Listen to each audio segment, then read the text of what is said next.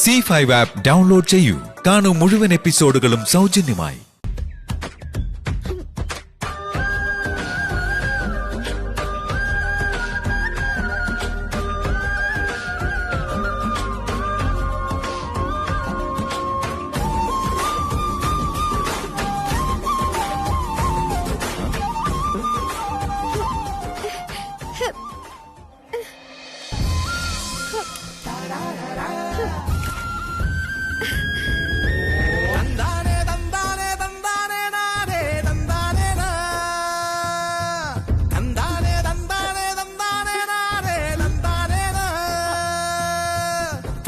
ചേച്ചി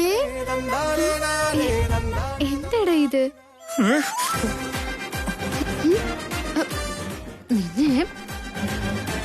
എന്താ കൊച്ചേ, കണ്ണ് കണ്ടൂടെ? എന്റെ കണ്ണ് ഞാൻ കാണണമെങ്കിൽ എനിക്കൊരു കണ്ണാടി വേണ്ടി വരില്ലേ? ദേ വെറുതെ കുഞ്ഞു കളിക്കല്ലേ. മുമ്പ് നോക്കാതെയാണോ വഴി കിടന്ന് നടന്നു പോകുന്നേ?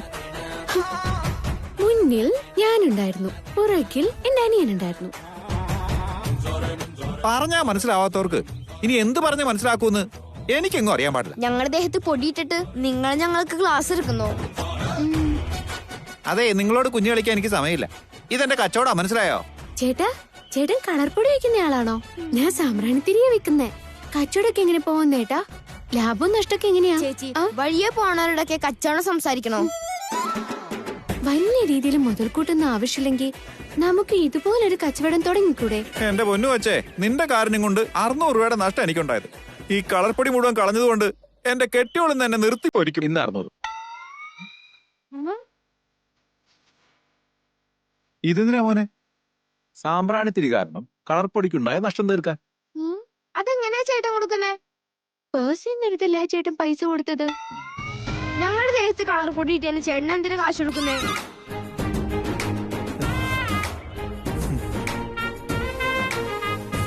ഇപ്പൊ മാനഹാനിയും പണനഷ്ടവും നമുക്ക് തന്നെ. ഇത് എവിടുത്തെ ന്യായമാ?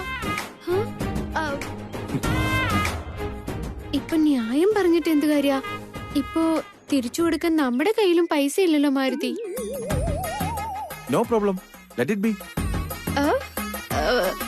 എന്താടാ ചേട്ടൻ പറഞ്ഞത്? കയ്യിലിരിക്കട്ടെ എന്ന് പറഞ്ഞതാ. അന്നിന്റെ മുതൽ ആഗ്രഹിക്കുന്നത് തെറ്റാണ് മോനെ. നമ്മള് ചോദിച്ചിട്ടല്ലല്ലോ ഈ ചേട്ടൻ ആ ചേട്ടന്റെ നഷ്ടം തീർക്കാൻ കാശ് കൊടുത്തത്. അപ്പൊ ആ കാശങ്ങ് തിരിച്ചു വാങ്ങിച്ചോളാൻ പറയൂ ചേച്ചി. തിരിച്ചു വാങ്ങിച്ചോളൂ. എന്നാ തരാൻ പറ.